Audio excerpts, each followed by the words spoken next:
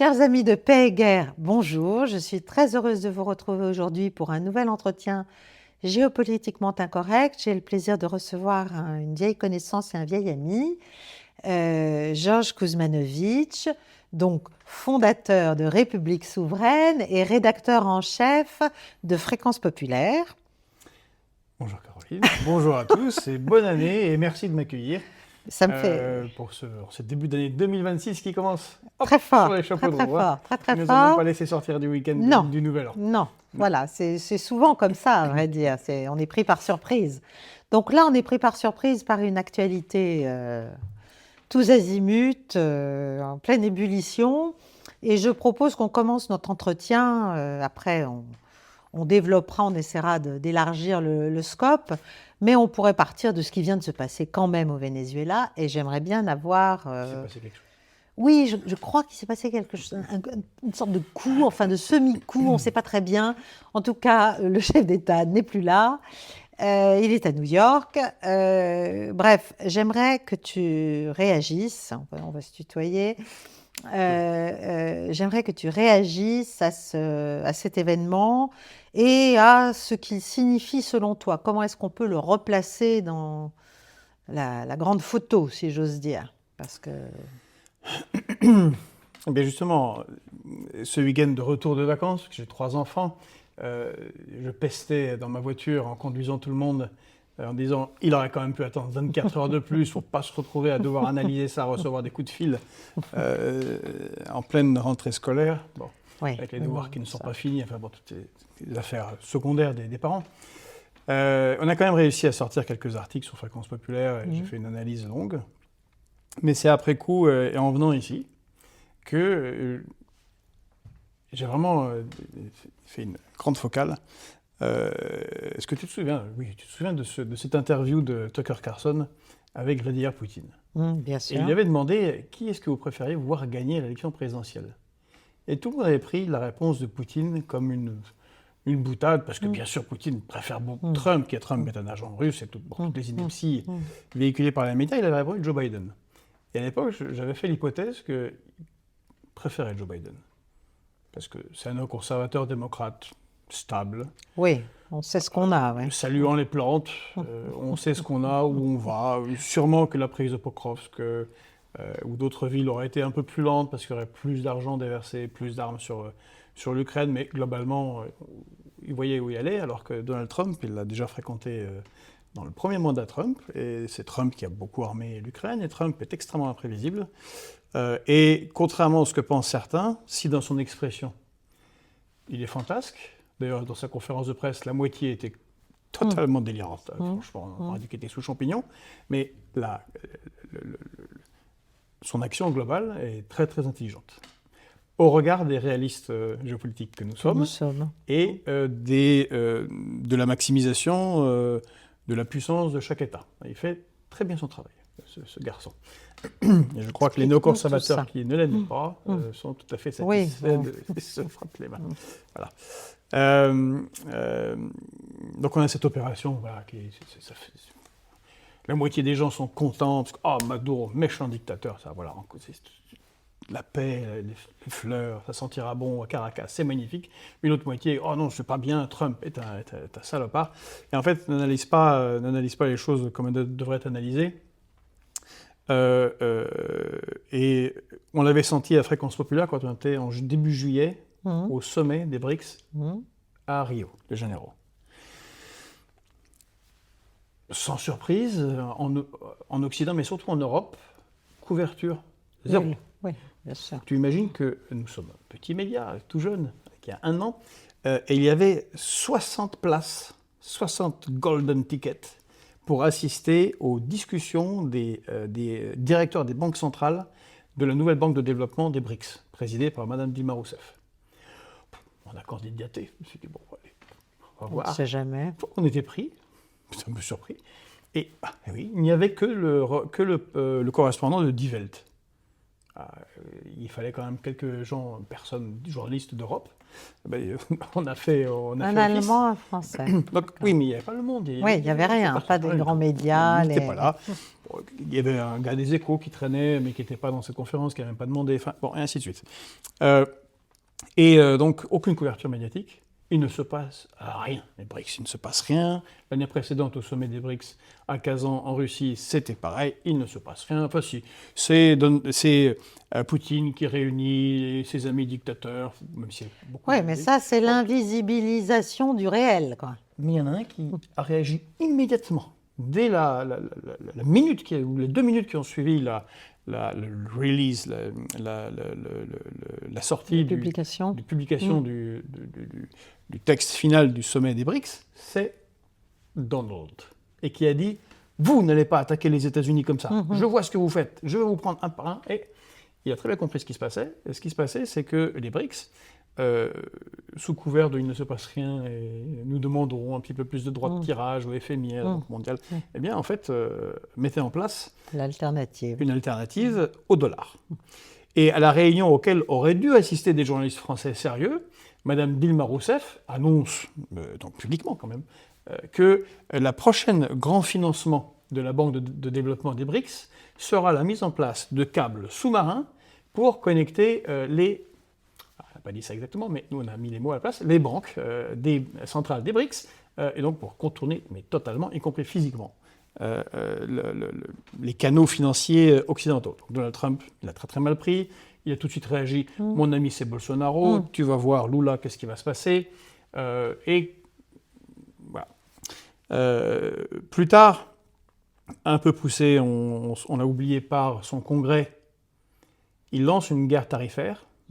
C'est tellement lui qui le voulait en fait, mais c'est son congrès, et puis comme il y a des néoconservateurs encore, y compris chez les républicains, il faut qu'ils réussissent à gérer tout ça, lâcher l'Ukraine, mais en même temps il faut donner des gages. Pas trop. Et il s'est retrouvé dans une situation qui, vu son caractère, lui est extrêmement inconfortable, c'est de se retrouver à Séoul, en Corée du Sud, à discuter avec Xi Jinping qui lui explique qu'il a perdu sa guerre tarifaire et qu'il peut rentrer chez lui avec Air Force One, ce qui a dû fortement agacer Donald Trump. Il s'est rendu compte que les Chinois avaient un levier d'action sur lui, qui était les terres rares. Et que les BRICS, petit à petit, c'était quand même quasiment, c'est quoi, on est à 58-60% du PIB mondial en parité de pouvoir d'achat, c'est quasiment 60%. Déjà ça? Déjà oui, autant? Oui. Pardon, 55 et 60% de la population mondiale, mais c'est 70 à 72% des matières premières et de la production manufacturée, et sans compter encore tous les pays BRICS qui sont en satellite, qui voudraient rentrer, dont le Venezuela à l'époque, qui avait été bloqué par le Brésil. Bon. Et il comprend bien qu'il faut faire quelque chose, qu'on ne peut pas rester dans la position des Européens, il ne se passe rien, tout ça, c'est des Chinois, des Russes, des gens faibles, ça n'a aucun intérêt. Il agit. Et en dehors de ces rodomontades, la première frappe, eh bien, on l'a maintenant. C'est sur le Venezuela. Bien évidemment que Maduro n'est chef d'aucun cartel. C'est une dérive dictatoriale du chavisme qui a eu ses heures de gloire. Il y a énormément de corruption. C'est globalement un échec. Quand on compare à Cuba, qui n'a rien à part du tabac et des crevettes, ils réussissent à tenir 70 ans avec un embargo. Eux, ils craquent à la première attaque. Et puis, ils ont tellement de richesses, ils n'ont pas réussi à développer les pays. C'est un échec. Mais bon, il est quand même président de ce pays.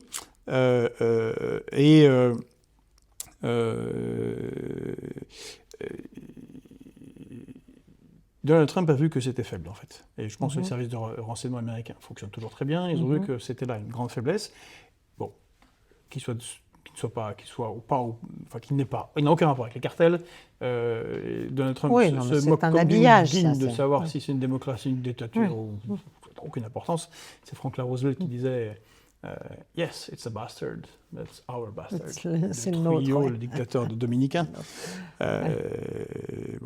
Mais par contre, le Venezuela, c'est 308 milliards de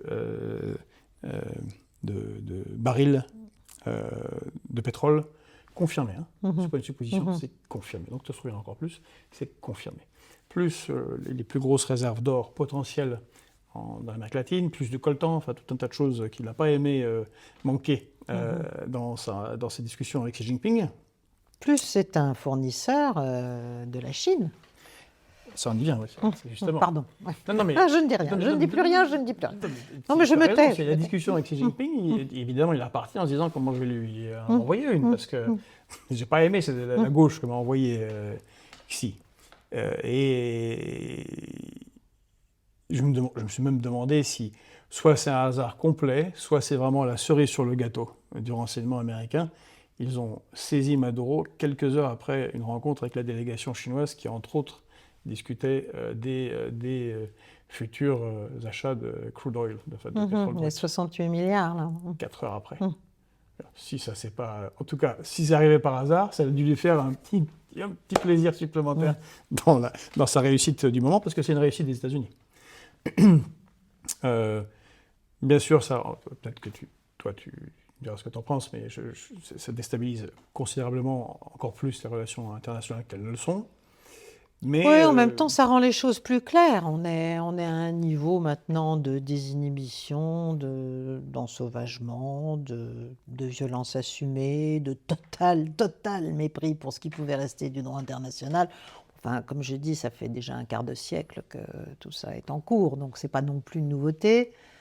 Mais oui, bien sûr, ça déstabilise tout, mais pour moi, ça donne les États-Unis, effectivement, là, marquent un point, en fait, par rapport à ce mouvement qui les contestait de plus en plus clairement et de plus en plus profondément, même si, effectivement, en France, on ne veut rien savoir, le réel ne nous intéresse pas. Il marque un point, et puis il y en a 2 ou 3 qui doivent trembler. Parce que sous Joe Biden, qui était prévisible, et que je pense préférait réellement Vladimir Poutine, par 3 fois les Américains, alors qu'il y a une alliance stratégique, comme tu le sais, comme vous le savez ici, entre les États-Unis et l'Arabie Saoudite, par 3 fois, il a refusé d'obéir à la demande, enfin qu'il fallait entendre comme une injonction de Washington et de Bruxelles, d'augmenter la production de pétrole pour réduire le prix du baril et donc tenter d'affaiblir la Russie en baissant un peu son budget. Bon, je ne suis pas sûr que ça va changer grand-chose, mais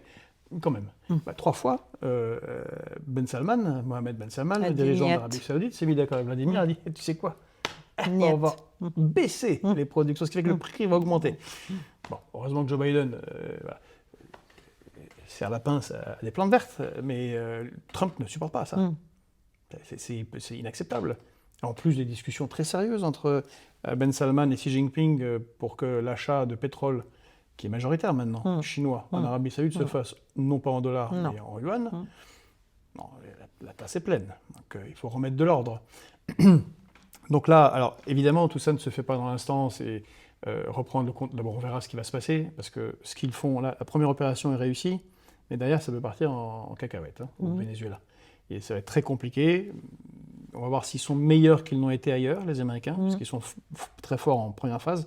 En deuxième phase, il va falloir trouver les bons généraux. Est-ce que la vice-présidente Lucy Rodriguez va comprendre, va faire l'affaire? Est-ce qu'on va mettre Machado? Notons quand même qu'elle est rentrée en hélicoptère de son lieu de vacances sur la côte. C'est normal. Oui, on l'a peut-être prévenu gentiment qu'il fallait... Oui, mais si je me souviens bien, il y a un blocus aérien. Donc cet hélicoptère-là on l'a laissé voler. Oui, on l'a laissé voler. Voilà, on a supposé qu'il y avait des sortes de trahisons, ou en tout cas une acceptation du pouvoir en place. Donc il faut qu'ils réussissent à reprendre le contrôle, ils l'ont déjà fait plusieurs fois. Et puis que reviennent d'autres entreprises que Chevron, parce que Chevron est resté partiellement au Venezuela, donc Exxon, Mobil, enfin d'autres, investissent beaucoup, parce que l'exploitation du pétrole lourd, c'est crude oil, c'est pas du pétrole léger, comme on dit, enfin plus facile à immédiatement raffiner, comme aux États-Unis, ou dans le Golfe, ou en Iran, c'est du pétrole comme le pétrole russe, qui demande beaucoup d'investissements, donc il faut faire ces investissements, il faut relancer la production, parce qu'elle a été beaucoup bloquée par les États-Unis, des sanctions lourdes qui ont fait que justement, ils n'ont pas pu... les Vénézuéliens vendre autant de pétrole qu'ils voulaient. Bon, ça va prendre un peu de temps, 2-3 ans. Pour ceux qui espèrent que ça va servir à la guerre en Ukraine, je suis désolé pour eux, ça ne se fait pas aussi vite. Non. Et puis de toute façon, Donald Trump s'en fiche totalement de cette guerre en Ukraine, donc ce n'est pas son problème.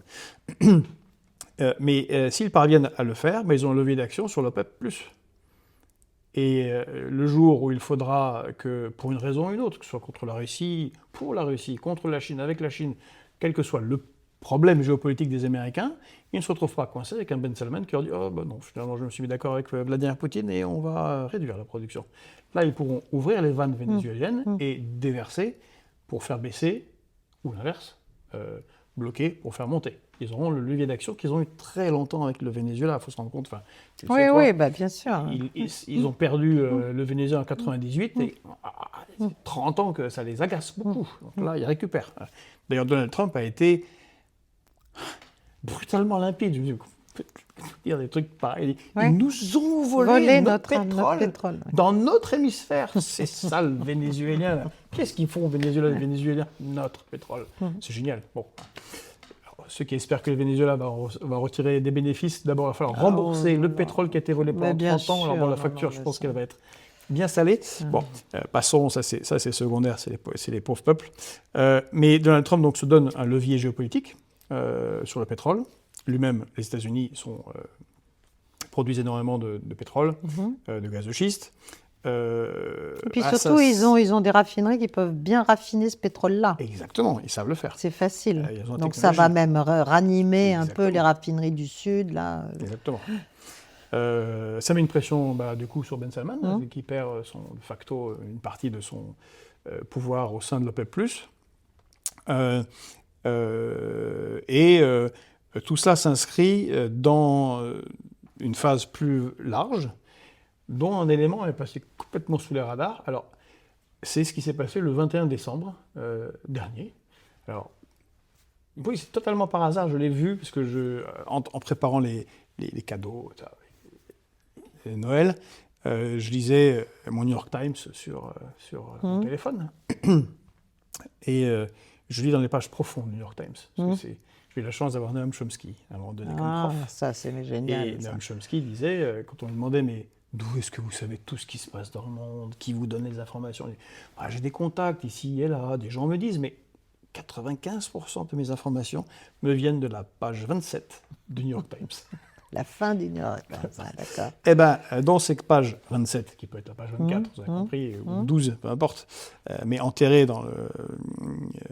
par rapport aux nouvelles importantes, eh bien, il avait la nomination de l'envoyé spécial des États-Unis pour le Groenland, à savoir le gouverneur de Louisiane, Larry quelque chose, gouverneur républicain de Louisiane, que Donald Trump nomme représentant spécial des États-Unis pour le Groenland, hors de tout rapport diplomatique avec le Danemark, hors de tout cadre international. Et le dit Larry, en tout cas gouverneur de Louisiane, tweet immédiatement « Quel honneur d'être nommé par le président des États-Unis. » Et bien sûr que mon travail va consister à faire du Groenland un État américain. Voilà.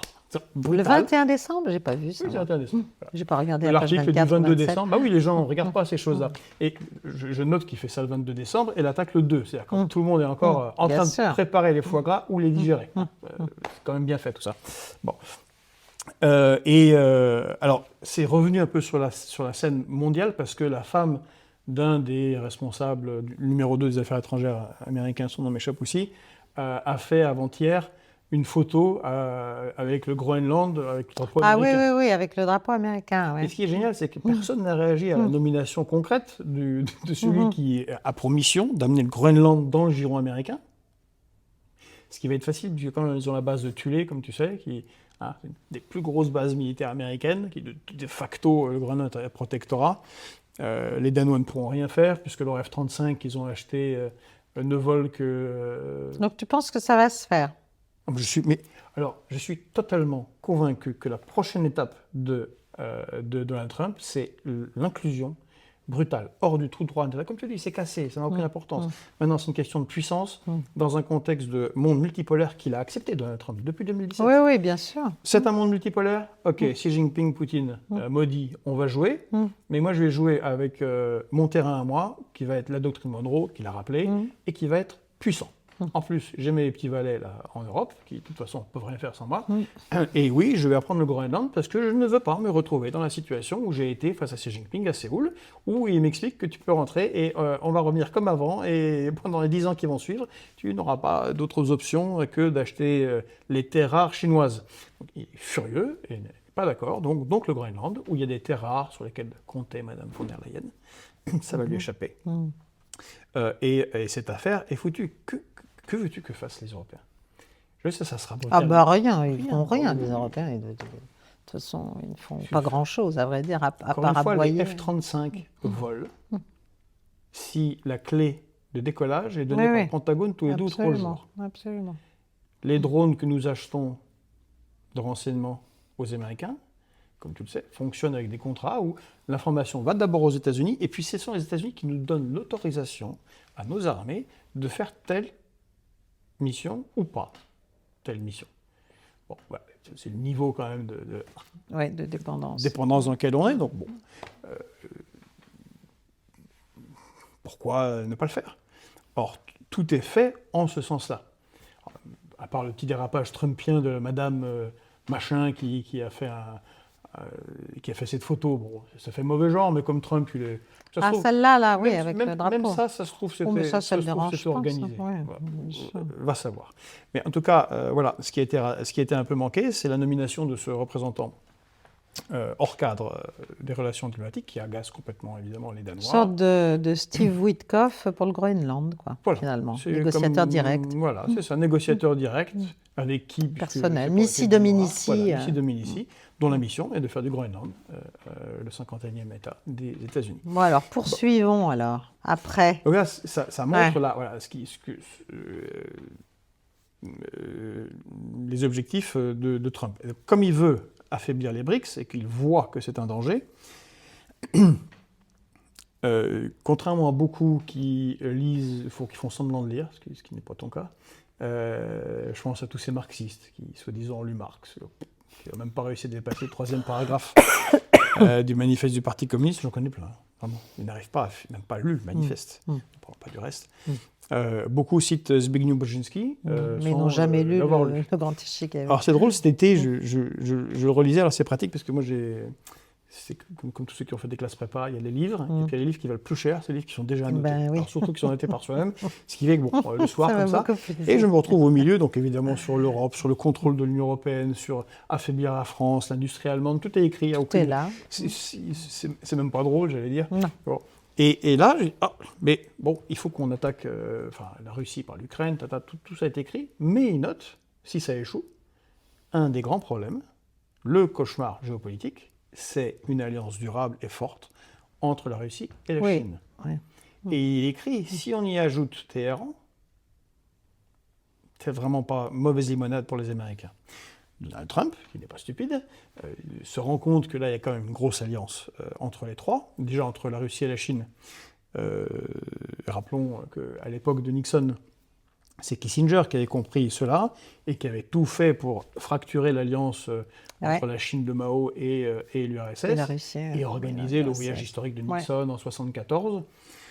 Bon, je pense que, contrairement à ce qu'on pense, Donald Trump connaît bien ses gammes, en fait, les géopolitiques, et que tout le blabla qu'il fait, et les sbroufs et les cheveux jaunes, et les femmes, et les enfants violés sous les ponts, enfin bon, le truc, etc. Quoi, les enfants Pendant la conférence de presse, quand je disais qu'il disait n'importe quoi, à un moment il dit « Oui, si vous vous rendez même pas compte, qu'est-ce qu'a fait Maduro? Il a un cartel qui, ici, a kidnappé des enfants, qui ont été torturés, violés et jetés sous les ponts des États-Unis. Les Américains ne peuvent plus prendre ces ponts sans penser à ces pauvres enfants. » Alors c'était la partie, ce que j'ai, c'est la partie délirante du personnage.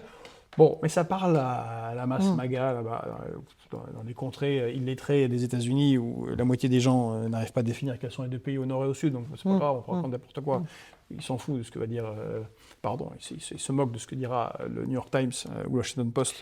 Donc, admettons, il connaît son Brzezinski. Et donc c'est l'Iran, oui. Iran. Et là, ce qui se passe en Iran est important. Alors, on ne peut pas tout mettre sur le dos de la CIA. Non. Et tous sur des révolutions de couleur, mais il y a aussi le Mossad. n'y a pas que la CIA, il y qui a a aussi le montré Mossad. son immense efficacité Ben oui. lors de la Première Guerre, Absolument. avec cette installation de bases de drones, des opérateurs, des gens qui auront pu trouver les adresses des dirigeants, L'infiltration. les cibler, ils sont forts. Hein. C'est fait évidemment avec le MI6, avec la CIA. On peut supposer qu'ils n'ont pas grillé toutes leurs cartouches à l'intérieur de l'Iran. D'ailleurs, ils l'ont même dit, on est là avec vous sur le terrain. Voilà, on est là avec vous sur le terrain. Alors, ce que je veux dire, c'est qu'il n'y a pas que des changements de couleur, il y a aussi le problème du régime iranien. Tous ceux qui connaissent un peu l'Iran savent que c'est une société qui est, en fait, civilisationnellement bien très très évoluée, bien plus que la plupart des pays de la région. Arabes. Ce n'est pas un pays arabe, c'est un pays perse, c'est une des plus vieilles civilisations mondiales. D'ailleurs, selon les estimations, on est entre 3/4 et 80% des Iraniens sont laïcs, en fait. Ça ne les intéresse pas beaucoup. Les mosquées sont vides, donc les mollahs ont un pouvoir qui est religieux, mais qui ne repose pas sur grand-chose, sur une petite base paysanne un peu rétrograde. C'est surtout les gardiens de la Révolution qui ont des pouvoirs. Les gardiens de la Révolution. Et là, on a quand même un mouvement qui part de la base, ceux qui sont plutôt en soutien, que ce soit par patriotisme ou parce qu'ils sont un peu réactionnaires, il y en a aussi en Iran, évidemment, des conditions de vie difficiles que n'arrive pas à résoudre l'Iran, bien sûr à cause aussi des sanctions, mais c'est un peu comme le Venezuela. Maduro n'est pas que le seul coupable de la situation de son pays. Quand on vous prend vos réserves d'or, vos 7 milliards, on bloque tout. Bon, à la fin, c'est plus difficile de gagner au Monopoly. Quand on n'a pas les dés et pas d'argent, on n'achète pas l'avenue de Breteuil. On n'achète pas l'avenue de Breteuil, exactement. Non, mais voilà. Et donc, c'est un peu ce qui arrive à l'Iran, même si c'est un pays plus puissant et qu'il y a des connexions terrestres directement avec ses alliés, ou quasiment par les républiques anciennement soviétiques du Sud, mais en tout cas avec la Russie, la Chine. C'est quand même plus simple que pour le Venezuela, qui est très très excentré par rapport au BRICS. Même si c'est le Brésil juste en dessous. Et donc, voilà, ça serait le coup de maître. C'est si ils arrivent intelligemment à pousser, et là, ça va être compliqué pour les maîtres espions et maîtres de la National Endowment for Democracy, les gens de l'USAID, en tout cas reconvertis, tous ceux qui font ça, et qui parfois le font bien, c'est compliqué, parce qu'ils vont être sur une tiny red line, une petite ligne rouge. Parce que les Iraniens ne veulent plus le pouvoir des mollahs, mais ils sont très patriotes. Et il ne faut pas que ça sente trop l'ingérence. Donc, le Shah again. Voilà, c'est compliqué comme jeu.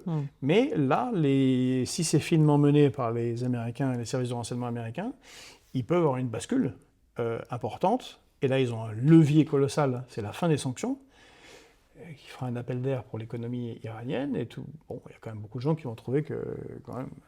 Et Israël, qu'en pensera-t-il ? Israël, tant que dans l'accord, on casse les installations nucléaires iraniennes, ça ira très bien. C'est un gros concurrent économique.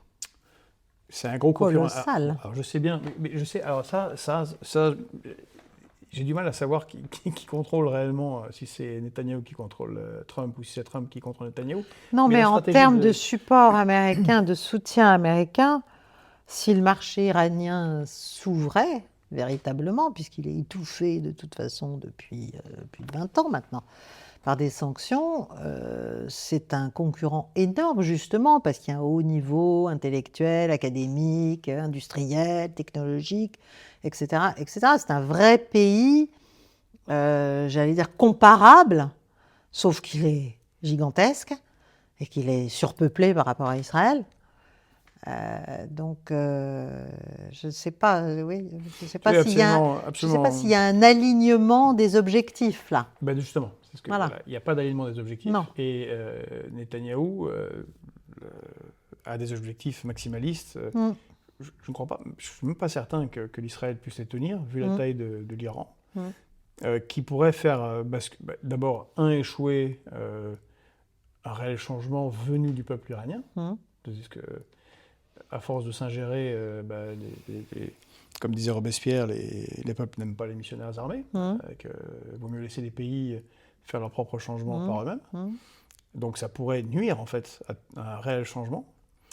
Et peut-être que les meilleurs alliés de Netanyahou en ce moment sont les Mollahs, parce qu'eux aussi veulent en découdre, et n'ont pas du tout envie de perdre leur pouvoir, et que la guerre avec Israël permet de maintenir Oui. la société iranienne sous une chape de plomb.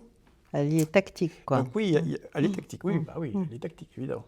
Mais là, je suis pas sûr que enfin, on est même, je pense, d'accord que les objectifs plus longs et plus profonds de Donald Trump seraient un régime change qui marche, et puis qui ne fasse pas une rupture totale avec la Russie et la Chine, qui continuerait à faire du commerce, mais tout ça sous chapeau Sous américain, contrôle, quand même, oui. lointain, et puis surtout pas d'alliance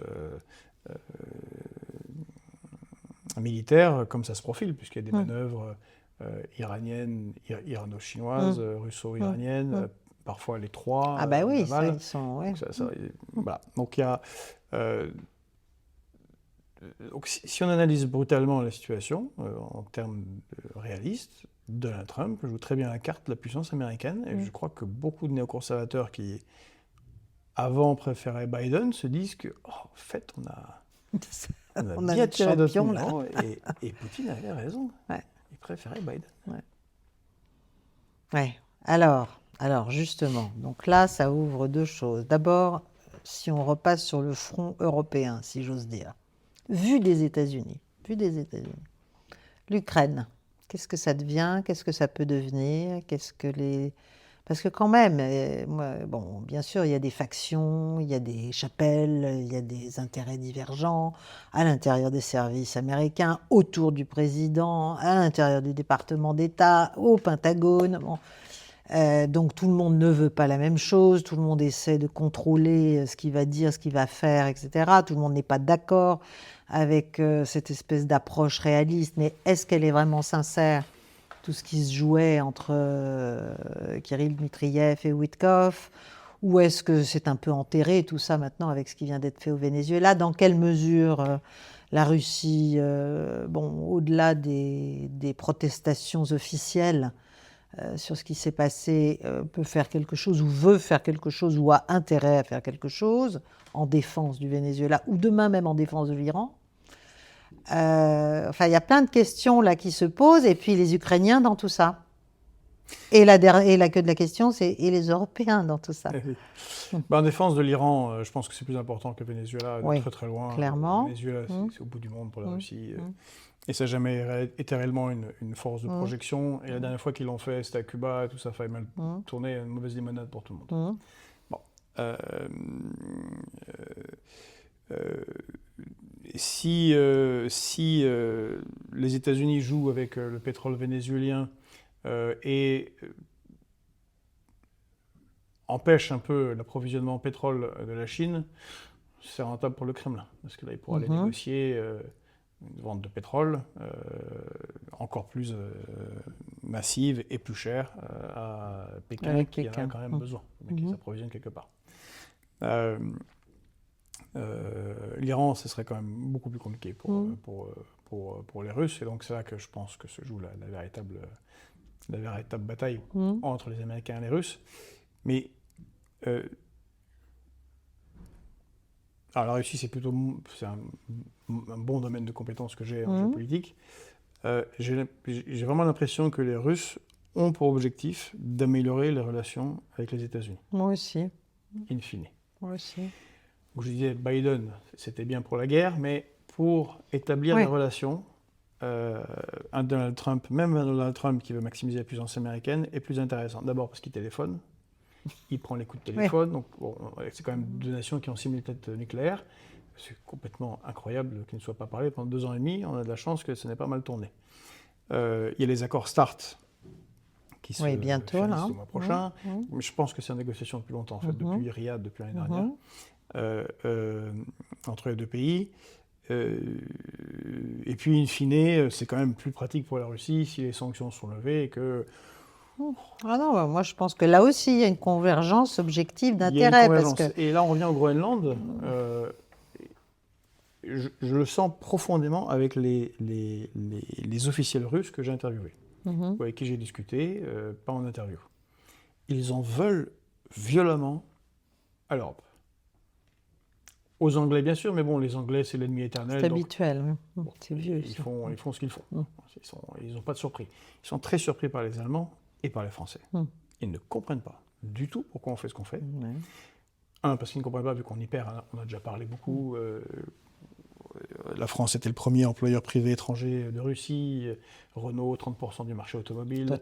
Total. À Yamal qui exploite le gaz. Enfin bon, tout ça, ils se disent, bon, ces gens ne font que... C'est problématique pour des réalistes qui dirigent des États, d'avoir des gens qui dirigent des États et qui ne fonctionnent pas de manière réaliste. Ils ont eu du mal.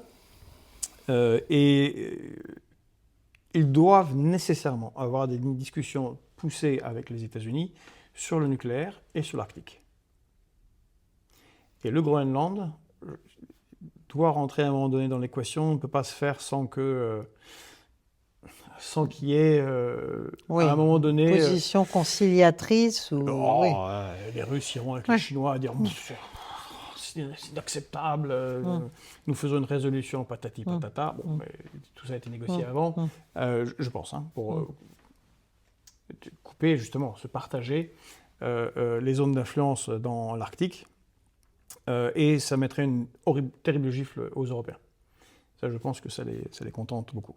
Ça les contenterait beaucoup. Sur l'Ukraine, et ils ne sont pas prêts du tout, les Russes, à renouer des relations avec les Européens. Ça va prendre énormément de temps, ça va être comme après la guerre de Crimée, celle de 53-56. Il faudra attendre 25 ans pour qu'il y ait les accords entre Jules Ferry et Alexandre III, tsar de Russie, pour l'alliance qui sera après aussi importante pour la France que pour la Russie, lors de la Première Guerre mondiale, entre autres. Mais il va falloir attendre, au moins une bonne génération. Pour l'Ukraine, comme tu l'as dit, Trump, il doit jouer avec des excités pro-ukrainiens, néoconservateurs. Bon, même s'il leur donnait des biscuits, là, quand même, avec le Venezuela, il doit être content.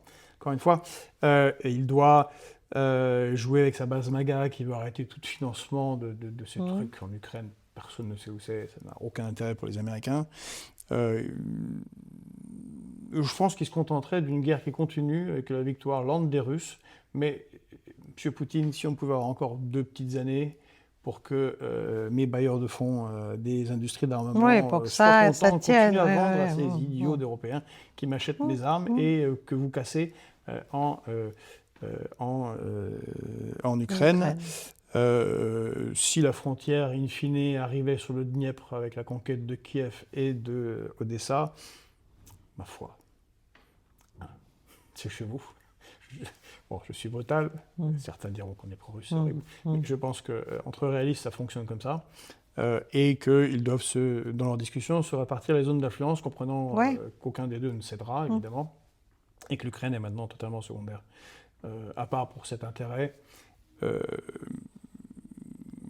Elle est secondaire, mais il va falloir quand même qu'elle redevienne une zone sûre du point de vue russe. C'est là que l'Europe a quand même soit une carte à jouer, soit à ne rien comprendre et au contraire à vouloir tout empoisonner durablement. Et ça c'est quand même, même si on est dépendant, même si on ne peut à la fin rien faire de sérieux et de considérable contre la Russie sans l'Amérique, Donald Trump, il ne va pas rester non plus 15 ans au pouvoir. Voilà. Bon, mais il peut être suivi par J.D. Vance. Oui, s'il y a Vance, mais bon... Tout ça, c'est encore de la musique d'avenir, c'est pas sûr. Et puis les Américains sont pragmatiques. Encore une fois, je pense que beaucoup comprennent qu'ils ne peuvent pas, on peut pas continuer à avoir des fantasmes que Poutine va mourir d'un cancer, même s'il va mourir, mais que tout va s'effondrer comme un château de cartes. Ça peut être pire, surtout. Oui, ça peut être beaucoup plus dur, et ça sera des plus durs, parce que on en a parlé ici. Poutine est très très critiqué. Pour son sa tempérance. Sa tendance à négocier, y compris avec Donald Trump. Mais les Américains sont pragmatiques, et c'est Zbigniew Brzezinski, avant de mourir, qui lui-même avait dit qu'il faut arrêter les choses. Oui, il faut arrêter. Alors que c'est lui qui avait poussé. Absolument. Qui avait été un des grands stratèges. Parce qu'il dit, le problème, c'est que je vous ai écrit aussi dans le livre qu'il ne faut pas qu'il y ait une alliance durable entre la Chine et la Russie. Or, ils le savent tous, ça. Donc, il faut trouver une solution pour que la Russie n'ait pas qu'une seule échappatoire, que ce soit Beijing. Donc, je pense que durablement se négocient sur le long terme des accords entre Russes et Américains sur l'Europe. Alors, Que et Trump l'Europe? méprise Oui, totalement. alors l'Europe. L'Europe, elle est malheureusement, je crois qu'on entre dans un âge sombre. Mhm. Et pour ceux qui ont connu, je pense qu'on peut comparer ce qui s'est passé en URSS dans les années, l'effondrement de l'URSS et ce qui s'est passé en Russie dans les années 90 avec ce qui nous attend. C'est-à-dire relativement brutalement une descente du niveau de vie et du statut international, ce qui est déjà le cas en fait. Oui. Mais les carabistouilles avec les avoirs russes et Euroclear, le manque de ressources, le manque de production industrielle, l'incapacité, malgré les mots, à faire quoi que ce soit avec le Covid, t'en souviens? C'est la guerre. Il faut qu'on produise des masques, des vaccins. Il n'y a toujours pas d'usine ouverte, à ce que je sache.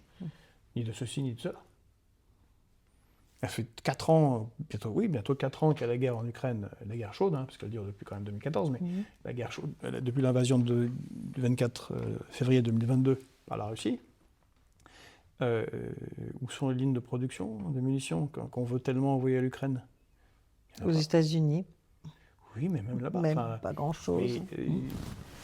C'est la question que je pose à chaque fois, peut-être toi tu as une réponse, et qui montre combien il y a de corruption en dehors de l'Ukraine, dans nos sociétés, et combien, ou plutôt corruption et combien les choses sont mal gérées.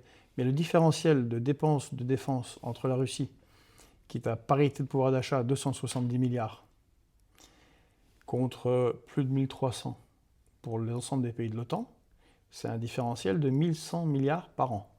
En 4 ans, c'est 4400 milliards. Une paille. 4400 milliards. 4,4 trillions. Comment en 4 ans, alors que, mon Dieu, c'est terrible, l'Ukraine défend nos valeurs et l'Europe va être envahie, avec un tel différentiel, il n'y a pas les Russes surclassent en production de missiles, de drones, d'obus, de munitions. Il y a un problème. Où est l'argent?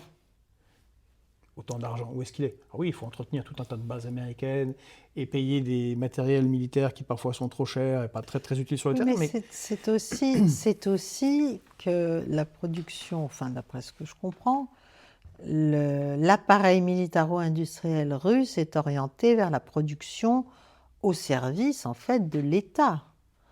Pas de la finance, des actions, des entrées en bourse, des sorties de bourse, des stocks, des machins. C'est pas du tout comme aux États-Unis, où on fait du profit sur les armes. Ça fait tourner toute l'économie. Très exactement. C'est pas dédié à une action ou à une puissance ou à une démonstration de puissance propre, strictement militaire. Donc je pense qu'il y a de ça.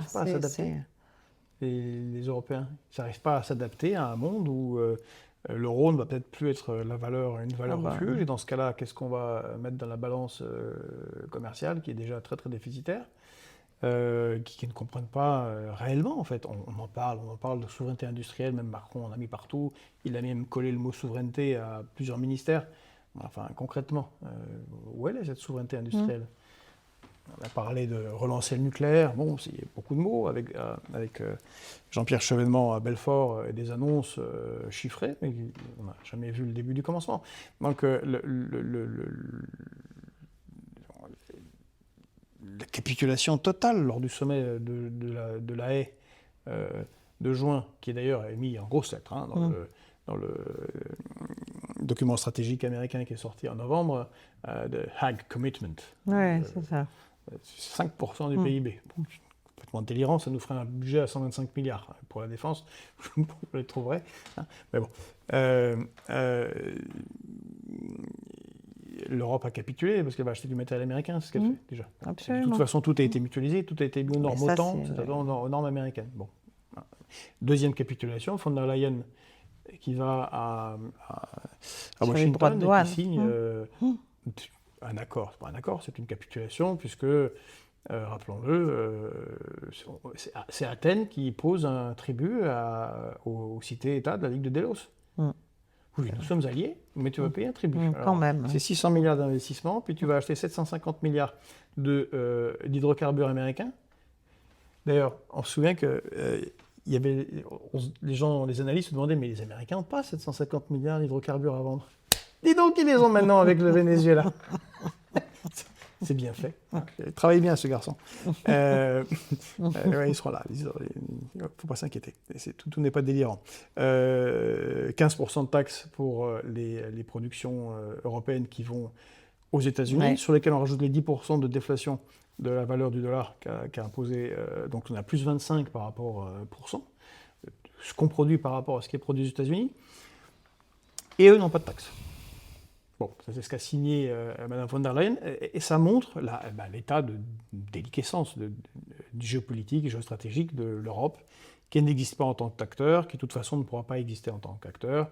L'industrie allemande, c'est une des grandes réussites quand même de l'opération ukrainienne pour les Américains, c'est de l'avoir fortement affaiblie et qui se délocalise. Et puis pas seulement l'industrie automobile allemande, Michelin. Je viens de gauche, moi. Je suis un gars de gauche. Même pas les grands patrons là, qui virent les ouvriers. Ah oui, c'est quand même des Français, puis on préfère que les gens soient bien payés. Mais quand il est passé à la commission d'enquête parlementaire, après avoir licencié 1200 personnes...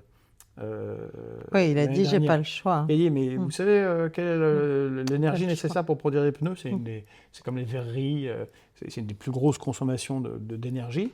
C'est 4 fois moins cher aux États-Unis. Sans surprise, il a ouvert une usine à Détroit. Oui. Et la question est renvoyée aux politiques. Pourquoi vous faites en sorte qu'on venait à payer 4 fois plus cher de l'énergie qu'on ne le faisait avant? Parce que... Donc voilà, la situation de l'Europe est, je pense, très très mauvaise.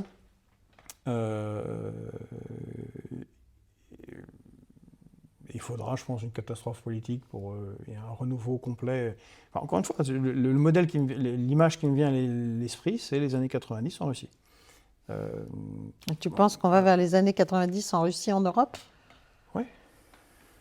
Ouais, c'est sinistre. On n'est que le 5 janvier, hein, doucement.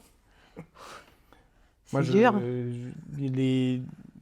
Les indicateurs de tous les amis qui ont des enfants à Paris, et quand leurs enfants, parce que nos enfants ont un talent particulier, comme tous les enfants, de réussir à se casser des trucs, des jours improbables ou à des heures improbables.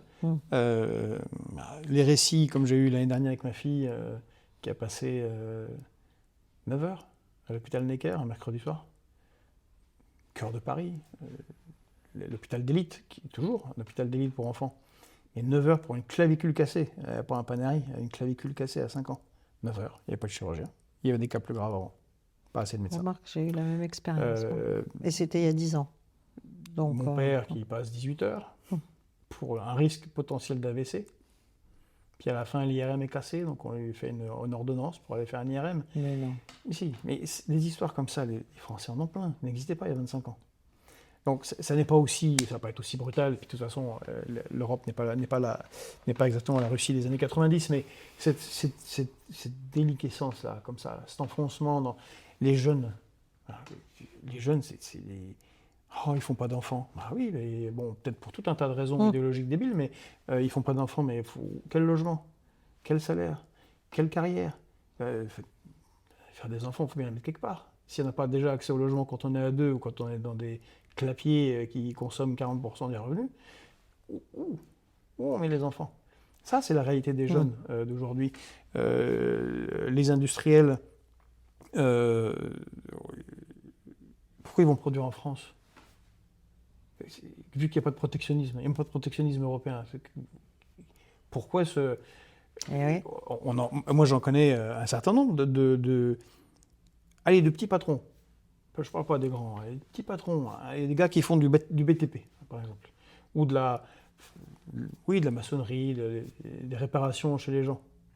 Celui qui va recruter un Français, et le Français, il peut s'appeler Karim ou Kuzmanovic, c'est pas important. S'il a un papier français ou qu'il est régulier en France, il est payé selon les règles et le droit du travail français, ce qui est une bonne chose. Mais comme c'est ouvert, son voisin, lui, ici, recrute Piotr et Ivan qui arrivent d'Ukraine et de Pologne. Il peut proposer des travaux chez toi à 30% moins cher. Au noir, c'est pas grave. Hop. Qu'est-ce qu'il va faire l'autre? Il met la clé sous la porte ou alors il s'adapte. Donc ça fait moins de travail pour les les Français qui sont ici, qui s'appellent Jean-Louis, Jean-Luc ou Mamadou, c'est la même chose. Et c'est un cercle vicieux infini. L'agriculture. 2 agriculteurs qui se pendent, qui se tuent par jour, réussi. C'est 10% d'exploitation en moins en 10 ans.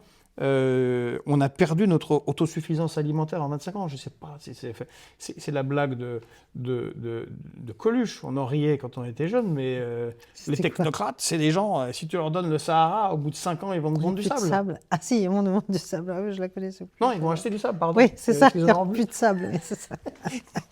Je ne sais pas comment ils ont réussi à faire ça. Là, on signe de nouveaux accords de libre-échange absurdes pour nos agriculteurs avec la Nouvelle-Zélande, le Mercosur. On leur impose des conditions, là on le voit avec la crise sanitaire et la révolte agricole qui a des pics, mais elle dure depuis maintenant 10 ans. Parce que ça s'effondre. L'hôpital s'effondre, la police s'effondre, la colère policière, les ras-le-bol, les démissions dans la gendarmerie, enfin, c'est pas des choses que j'invente. Quand ces choses-là arrivent, les jeunes diplômés... J'ai un neveu, il a fait école normale supérieure, maths sup, maths spé, pardon, il a fait Louis-le-Grand, maths sup, maths spé, il rentre à Centrale, c'est bien Centrale quand même. Et là on l'explique, un tiers d'entre vous, on peut être ingénieur. Alors qu'on n'a pas assez Ils vont faire quoi? Mais ils vont faire audit, finance, oui. Des trucs, banque. J'ai un cousin qui travaille qui a fait des grandes écoles d'ingénieurs, qui a été dans les mines de nickel françaises en Nouvelle-Calédonie, et qui, au bout d'un moment, travaille dans un très bon niveau et un très bon salaire. Ça va très bien dans sa vie. Mais dans l'audit, et quand il apprend que le neveu va faire ingénieur, il dit, mais bon, pauvre garçon, mais qu'est-ce qu'il veut faire? Ah, il veut faire voler des trucs, des fusées. Oh là là là là, il ne faut pas le faire en France. Ça, c'est ce que se disent des ingénieurs en France. Ça aussi, c'est déliquescence. Donc, bon, après, on a tout ce qui est chiffré, la dette qui s'envole, l'intérêt de la dette, désolé. L'école en morceaux, la sécurité en morceaux. Et puis l'immigration. L'immigration. Incontrôlée, délirante. Et quand on parle avec... Enfin, les Russes, ils ne nous aiment pas, là. On est en conflit. En tout cas, on n'est pas en paix. C'est le terme. Bon, qu'on soit d'un côté ou d'autre, si on aime bien un peu les Russes, on peut se dire, bah oui, on donne des armes aux Ukrainiens qui tuent leurs soldats, ça les agace un petit peu. Donc bon, ils nous taillent des croupières en Afrique. L'installation de l'immense ambassade qui est en train de se faire aux Comores, ça ne va pas être juste pour les accords, pour les échanges culturels entre les Comores et Moscou. Je ne pense pas que l'objectif soit de faire circuler le balai du Bolchoï aux Comores. Je peux me tromper. Je pense qu'ils vont appuyer là où ça fait mal à Mayotte, comme leurs copains d'Azerbaïdjan appuient en Nouvelle-Calédonie.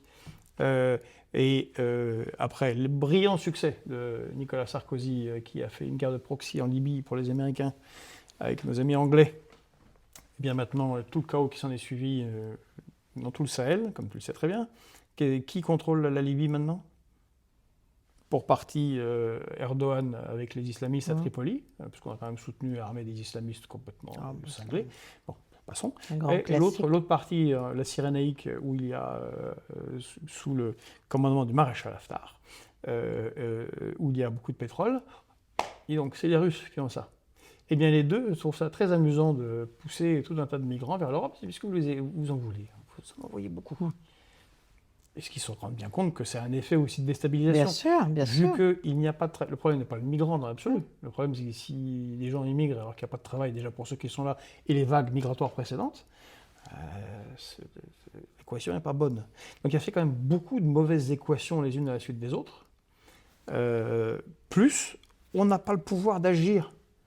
On est dépendant l'a remis à l'Europe. De Bruxelles, où il y a des gens délirants. C'est le piège, ça. C'est le piège qu'on a nous-mêmes créé et nourri. Voilà, donc pour moi, l'Europe est mal barrée. Très, très mal barrée. Et il est urgent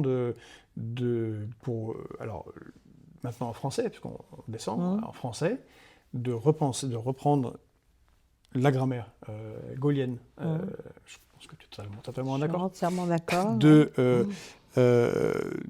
D'œuvrer, que ceux qui dirigent le pays œuvrent pour les intérêts de ce pays, d'abord et avant tout. Les pays n'ont pas d'amis, ils ont des intérêts. Visiblement, comprennent très très bien Modi, Trump, Poutine, Xi. Lula, tout le monde le comprend.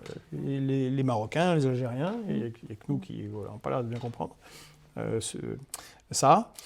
Et de rebâtir. Ça sera pénible au début, je pense. Mais il faut une nouvelle option politique qui permette de refaire France. Mais tu la vois quelque part, là, dans l'échiquier français? Je pense qu'elle va émerger. Ouais. C'est-à-dire qu'il y a une obligation de ça. C'est-à-dire que c'est ça qui est nécessaire. Tout le monde, quand on parle des Français moyens, qui en ont ras-le-bol, qui essaient de survivre... Tout le monde cherche la même chose, mais ça n'existe pas dans l'offre politique. Pour le moment. Mais elle va émerger d'une manière ou d'une autre. Ça peut être brutal, ça peut être pacifique, ça peut être démocratique, ça peut ne pas l'être. Mais elle va émerger parce que ça va être une nécessité. La formule de Richelieu m'échappe, où j'ai les mots qui se mélangent. La politique, c'est de rendre... vous retrouvez, c'est nécessaire. Je ne trouve pas. Une très très belle formule de Richelieu. Nécessité, vertu? Non. Quoi c'est de rendre nécessaire ce qui est impératif. Enfin, quelque chose de cet ordre, mais c'est beaucoup mieux. De rendre impératif ce qui est nécessaire, peut-être. Un truc comme ça. Ou de le réaliser. Pardon. J'ai complètement raté ma citation, c'est ridicule. C'est pas grave, c'est pas grave. Voilà, vous la trouverez vous-même. Ouais. C'était la citation préférée de Coralie Delhomme, qui est décédée il y a 5 ans maintenant. Dans Nécessaire Souveraineté. Et oui, nécessaire souveraineté dans tous les domaines et rebâtir pas à pas, en commençant par là où on est fort. On a toujours été fort, c'est l'agriculture. C'est quelque chose qu'on peut assez rapidement remettre sur pied et que ce soit un levier d'action au niveau international, parce qu'on a une production agricole qui est quand même intéressante. Au moins dans notre univers proche, l'Europe et l'Afrique du Nord. Le nucléaire, qu'on peut toujours sauver et se donner un gros levier d'avance par rapport aux autres. On a la première surface maritime mondiale. Donc la France a le premier territoire marin. Alors, maintenant, c'était le deuxième, mais c'est le premier avec l'extension du plateau continental et les discussions qu'il y a à l'ONU sur ce sujet-là. En tout cas, si c'est validé et c'est en cours, la France a le premier. Le plus grand territoire, si on mettait en bleu... En bleu, ça ne marche pas sur les océans, mais si on mettait en vert, rouge, jaune, faites comme vous voulez, couleur que vous aimez, ce territoire français, on est le plus grand pays au monde. C'est génial, devant les États-Unis. D'accord. Mais sur les mers. Okay. Donc ça demanderait de faire ce qu'avait pensé Richelieu, puisqu'on l'a cité de travers. Je l'ai cité de travers, mais Richelieu qui avait pensé la marine française, qui a créé les chantiers navals, qui a compris que c'était l'avenir, de refaire ça, de refaire des navires de présence, et d'exploiter intelligemment, sans tout saloper, mais cette richesse, il doit y avoir beaucoup de richesse, et avec les technologies modernes, on accède à des ressources auxquelles on n'accédait pas il y a même 25 ou 30 ans. Donc, on a des potentiels, mais il faut s'occuper de nous d'abord. Les Français qui sont en France, encore une fois, que ces Français s'appellent Jacqueline ou Fatima, c'est totalement secondaire. C'est ceux qui sont ici, là maintenant, et qui sont de plus en plus en difficulté, qu'ils soient agriculteurs, ingénieurs, jeunes, vieux, et plein de vieux qui ont des retraites pas possibles, d'autres qui en ont beaucoup trop, mais enfin bon, on a un système fiscal qui est absurde, qui ne fonctionne plus du tout. On est comme en 1784, quand Necker proposait à Louis XVI une réforme fiscale. Il faut une réforme fiscale globale. Bref, il faut s'occuper de nous-mêmes. Voilà. Donc il faudrait qu'on ait des dirigeants, un De Gaulle, ça serait bien. Qui en ait envie. Et puis qui en ait la trempe. Oui, ça implique et l'envie, et la trempe. Mais bon, le problème, c'est que ça s'ajoute à tout le reste, c'est que nos élites dirigeantes reçoivent le prix du citoyen global de l'Atlantic Council avec Milei. Oui. C'est quand on a autant d'élites qui ont basculé avec armes et bagages au service des États-Unis.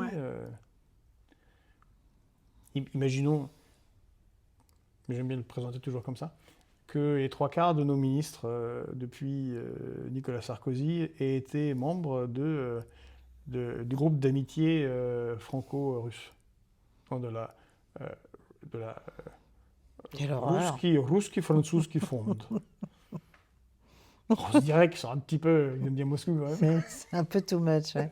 Too much. 2-3, c'est bien. On fait des relations avec tout le monde, mais les 3/4, c'est ridicule. Bon, et bien voilà, ça me semble une très belle tirade de conclusion. On sent quand même un peu d'espoir. Oui, on peut redevenir souverain, il y a plein de possibilités. Ce n'est pas pour rien que les Américains ont fait tant d'efforts, et j'invite vraiment à relire Zbigniew Brzezinski. C'est Absolument, bien mais tout écrit, le c'est monde. pas si vieux, c'est il y a Non, 30 ans. 96. 96, Ouais, traduction 96. 97 en France. Ouais. Il dit clairement, les Français, Ouais. oui, faut bien leur mettre... Ils ont réussi pour le moment. Ah Bon, ben, bah, c'est une grande tant pis réussite. pour nous. Certains considèrent, on en a déjà parlé, que c'est pro-russe de parler du réel, mais on le voit avec la Russie, qui était dans un état de désastre auquel on est quand même Cataclysmique. loin. Hein. Bon, bah, ils ont réussi. Bon, ils ont un grand pays, mais ils ont plein de désavantages aussi.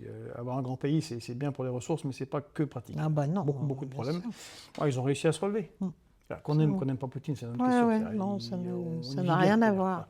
L'industrie fonctionne, ils peuvent mener une guerre contre l'OTAN et gagner. Bon, donc, ils y arrivent quand même. Hein. Ben, je pense que nous, on peut parfaitement se relever, voilà, si on n'oublie pas cette nécessaire souveraineté. Eh bien voilà, après quelques souverainistes de droite, voici un pur souverainiste de gauche.